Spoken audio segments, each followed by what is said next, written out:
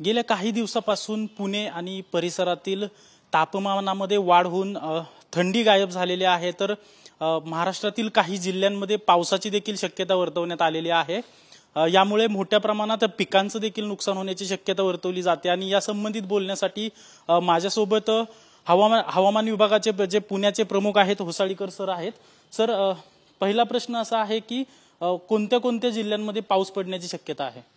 जे भारतीय हवामान विभागाने 2 दिवसापूर्वी जे पूर्वानुमान दिले आहे त्याच्यामध्ये आम्ही असं म्हटले की सर्वसाधारणतः दक्षिण मध्य महाराष्ट्रातले जिल्हे म्हणजे ते आले सांगली, सातारा, कोल्हापूर हे सर्व जे जिल्हे आहेत या सर्व जिल्ह्यांमध्ये शक्यता वर्तवली आहे। त्याचबरोबर मराठवाड्यातले त्याचे जे संलग्न जिल्हे आहेत म्हणजे दक्षिण मध्य महाराष्ट्राचे संलग्न जिल्हे आहेत लातूर, उस्मानाबाद आणि त्याच्या परिसरातले जे बाकीचे जिल्हे आहेत तर या सर्व जिल्ह्यांमध्ये 24 ते 48 तासामध्ये हलक्या पावसाची शक्यता, ढगाळ वातावरणाची शक्यता हवामान विभागाने कालच वर्तवली होती। आणि बघतोय की गेल्या 2 दिवसापासून राज्यामध्ये अशा प्रकारे काही ठिकाणी ढगाळ वातावरण आणि त्याचबरोबर काही ठिकाणी पावसाच्या सरी दिसत आहेत। काल नाशिकमध्ये जवळजवळ 31 मिलीमीटर पाऊस रात्रभर पडला आणि नक्कीच त्याचा जो परिणाम आहे तो थोडासा हा अवेळी पडलेला पाऊस असल्या कारणाने काही ठिकाणी त्याचा परिणाम पिकांवरती पण होण्याची शक्यता नक्कीच आहे। गेल्या 2 ते 3 दिवसापासून ढगाळ वातावरण जे आहे हे ढगाळ वातावरणाची परिस्थिती अशीच पुढे किती दिवस राहणार आहे? ही जी परिस्थिती आहे ढगाळ वातावरणामुळे एक झालं की गेल्या काही दिवसांमध्ये म्हणजे किंबहुना गेल्या संपूर्ण आठवडाभर खास करून उत्तर मध्य महाराष्ट्र, पुणे, नाशिक, जळगाव, नंदुरबार आणि त्याच्या आजूबाजूच्या परिसरामध्ये सातारा, अहमदनगर या सर्व भागांमध्ये आपण जर का बघितलं तर तापमान जे आहे ते जवळजवळ 8 ते 9 डिग्रीपर्यंत गेलं होतं आणि त्यामुळे तो थोडासा कडक हिवाळा लोकांना जाणवला।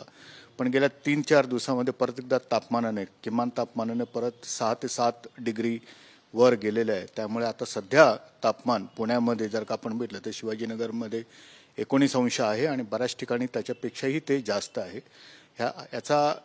हा जो एकंदर झालेला जो वातावरणातला जो परिणाम आहे त्याचं मुख्य कारण म्हणजे वाऱ्याची बदललेली दिशा आणि ढगाळ वातावरण जे आपल्याला एकंदरीत संपूर्ण दिवसभर दिसतंय तर त्याचा परिणाम म्हणून आपल्याला किमान तापमानामध्ये वाढ होताना दिसत आहे। जी बोचरी थंडी होते मागच्या आठवड्यात अगदी 8 अंश सेल्सिअस पर्यंत जे तापमान खाली आलं होतं ते वाढल्याचं दिसते। आता पुन्हा एकदा थंडीचा अनुभव कधी पुणे आणि परिसरात किंवा एकूणच महाराष्ट्रात पुन्हा एकदा थंडी कधीपर्यंत जाणवेल?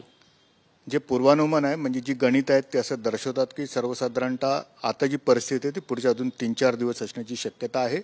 पुढच्या आठवड्यात परत एकदा तापमानामध्ये घट अपेक्षित आहे आणि त्याचा जास्त जो प्रभाव असेल तो उत्तर महाराष्ट्र, विदर्भातले काही जिल्हे, उत्तर मध्य महाराष्ट्र, उत्तर कोकण या भागामध्ये त्याचा प्रभाव जास्त असण्याची शक्यता आहे।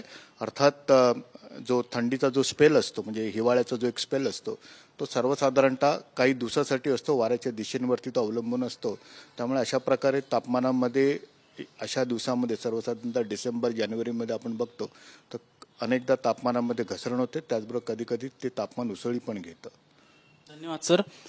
पुढील काही दिवस असंच ढगाळ वातावरण राहणार असल्याचा अंदाज पुणे हवामान विभागाकडून वर्तवण्यात येतोय। तर पुढील आठवड्यापासून पुन्हा एकदा थंडीला सुरुवात होईल असा देखील अंदाज वर्तवण्यात येतोय।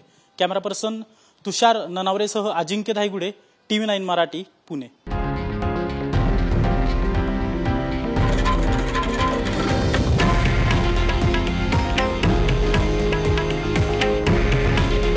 हे आहे देशातील नंबर 1 न्यूज नेटवर्क आणि आपण पाहत आहात TV9 मराठी। काळजी तुमची, हित महाराष्ट्राचं।